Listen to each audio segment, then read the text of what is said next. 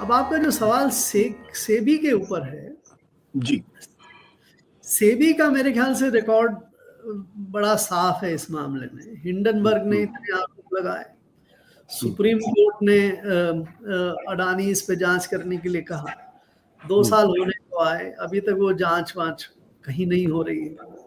कुछ पता नहीं उस इन्वेस्टिगेशन में क्या होता है। अब ये जो नया मसला है उसके बावजूद भी सेबी ने केवल कुछ लोगों को स्टॉक एक्सचेंजेस वगैरह को चिट्ठी लिखी है कि भाई देख लीजिए इस मामले में कुछ है नहीं। अभी तक कोई नोटिस नहीं लिया है कि कोई वायलेशन हुआ है, कोई अपराध हुआ है, कोई मिसलीडिंग स्टेटमेंट्स दिए हैं, ना कोई नोटिस लिया, ना कोई प्रोसिक्यूशन लॉन्च किया। तो वो जो अभी तक चल रही है पिछले 1.5-2 साल से नैरेटिव कि सेबी इज नॉट इंटरेस्टेड इनके खिलाफ एक्शन लेने के लिए, वही स्थिति मुझे लगता है अभी भी कुछ और समय तक चलेगी।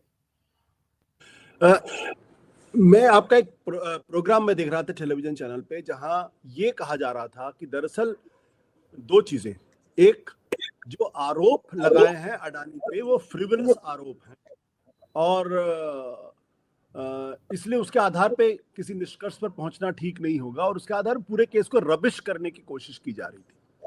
दूसरा ये कहा जा रहा था कि दरअसल हिंदुस्तान एक ग्रोइंग इकोनॉमिक पावर है और अडानी उस इकोनॉमिक पावर के एक इंटीग्रल हिस्सा, तो भी हिंदुस्तान की ग्रोइंग इकोनॉमिक पावर को हिंदुस्तान एक ग्रोइंग इकोनॉमिक पावर ना बने इसलिए उसको टारगेट करने की कोशिश की जा रही है और उसमें अडानी को निशाना बनाया जा रहा है। ये दोनों तर्कों में कितना दम आपको लगता है? क्या वाकई में अडानी को टारगेट करके भारत की अर्थव्यवस्था को टारगेट किया जा रहा है? ये एक इंटरनेशनल साजिश है जो जॉर्ज सोरेस नाम के किसी आदमी ने शुरू की है, या ये सारे आरोप फ्रिवलस हैं, इसमें कुछ नहीं होगा सिवाय कैरेक्टर असैसिनेशन के? मेरे ख्याल से तो ये जो आर्गुमेंट है वो फ्रिवलस है। ओके।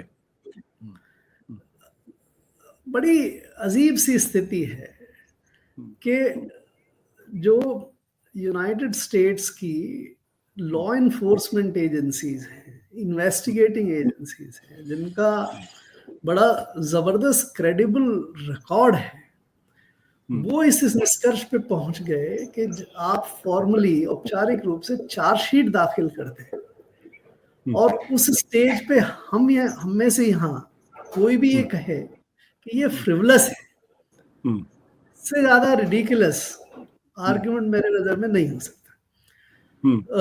अगर आप इसको अगर कॉन्ट्रास्ट करें कि अगर हिंदुस्तान की कोई इन्वेस्टिगेटिव एजेंसी जांच वांच करके उसको फिर चार्जशीट की स्टेज पे ले आती है, राइट, तो उसको सेम पीपल जो कह रहे हैं फ्रिवलस है, वो उनके हिसाब से वो भी फ्रिवलस है, उस पर भी नजर नहीं देनी चाहिए।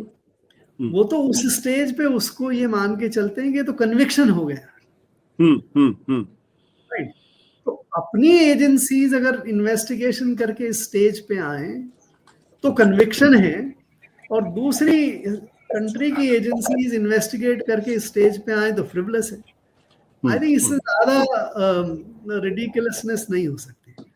दूसरा आपका आर्गुमेंट और सवाल अबाउट देश, एक तो ये नैरेटिव कि भाई बहुत बड़ी ग्रोइंग पावर हो रहे हैं, राइट, और इससे जो बहुत बड़े ग्रोन और प्रॉस्परस कंट्रीज हैं जैसे यूनाइटेड स्टेट्स, चाइना, वो भी घबरा रहे हैं हमारी इस विकास की गति को देखते हुए। एक तरफ तो $30 ट्रिलियन की इकोनॉमी है यूनाइटेड स्टेट्स, दूसरी तरफ हमारी $3.5 ट्रिलियन की इकोनॉमी है, तीसरी तरफ चाइना की $20 ट्रिलियन की इकोनॉमी है। हर साल चाइना और यूनाइटेड स्टेट्स उतना ऐड कर देते हैं अपनी जीडीपी में जितना हिंदुस्तान अपनी ग्रोथ में ऐड नहीं करता। और ग्रोथ में जो भी हिंदुस्तान में ग्रोथ हो रही है, उस ग्रोथ में हम हिस्सेदार बनाते हैं यूनाइटेड स्टेट्स को और चाइना को। इन्हें यूनाइटेड स्टेट्स को बिकॉज हम फंड वहां रेज कर रहे हैं, हम क्यों जा रहे हैं वहां पे फंड रेज करने के लिए? अगर हमारे पास रिसोर्सेज हैं, हम क्यों चाइनीज टेक्नोलॉजी इंपोर्ट करते हैं अगर हमारे पास सोलर पावर की? तो ये जो सोच और ये आर्गुमेंट्स, मुझे तो लगता है कि this is nothing except mental bankruptcy of people, height of ridiculousness. आप कॉन्स्पिरेसी थ्योरीज की तलाश करिए, आप इमेजिन करिए, मिथ्स बनाइए to spin a theory which on facts is completely nonsense. So I don't think one should give इस तरह की बातों में से मिसलीड होना चाहिए. We should take notice.